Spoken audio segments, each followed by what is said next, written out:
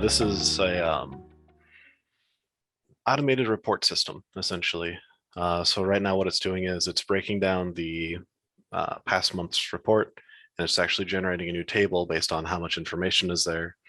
Um, I'll try not to get too deep into it, and I thoroughly enjoy the programming aspects of it. But um, what this application does is it takes complaints that have happened over the past year, it rolls them all together into a monthly report. So that way, and then once the generation of the report is done, it'll send that out to the managers that are needing to see it based off of the complex they work on and what types of complaints they were part of and need to see. So Yeah, I don't think we're seeing the whole thing there. It's just showing. Yeah, maybe we are. yep. I'm hoping this isn't a complaint card for NetV Pro. No, it takes a little while because I have to wait for Okay. system syncs. So that's why there's some dead air there. But So is this happening live? Is this something that's being done right now, or is this a video? this is a recording of the Okay. process. Okay. But this will happen at, let's say, 5 or 6 in the morning.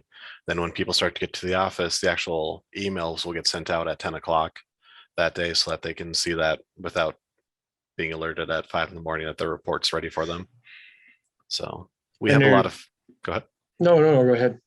Oh, I was just going to say that we have a lot of flexibility with timing and processes that we can start doing these things when it's low hours so that nothing new is generated or um, nothing weird kind of pops up and it doesn't take down from production time.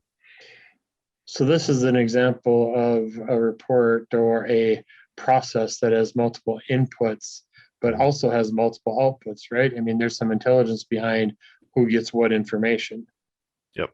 So it's not just a single report being spewed forth onto the operational community.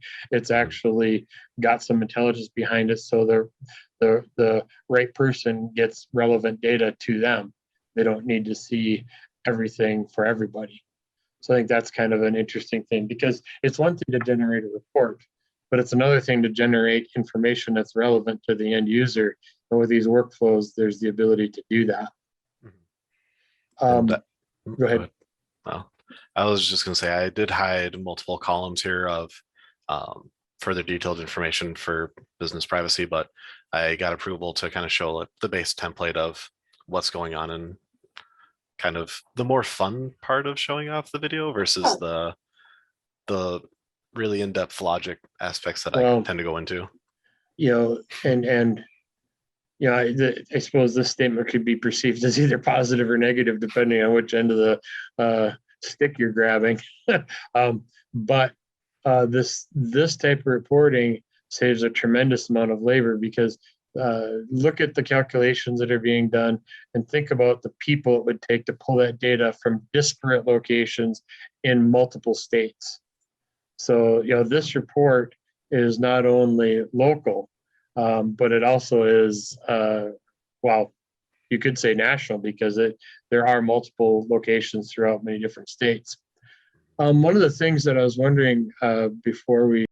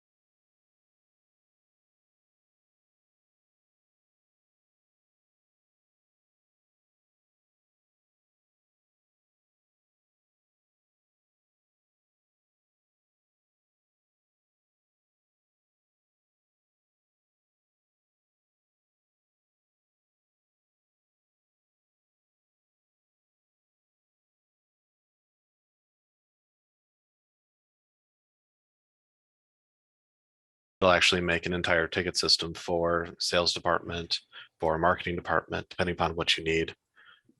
So it's pretty wide in that sense. As far as inventory goes, using the scanners or your cameras that are on your phone, you can actually scan barcodes. So what we did was, if you scan a barcode and take something out of inventory, it drops below a certain level. It'll not only reflect that level across the entire company so that they know how much stock they have of that certain part, but I actually put in a button where it says, do you want to refill this? You hit yes, and it'll actually open you up to a Amazon link to refill that order. So it's kind of going from just in your environment out to wherever you need to based on your requirements. Or if you have customers that are in an EDI space, you can generate a file for EDI, put it out on a SFTP server and automate that whole process. I think that when we start thinking about the time savings involved with it, it can be substantial.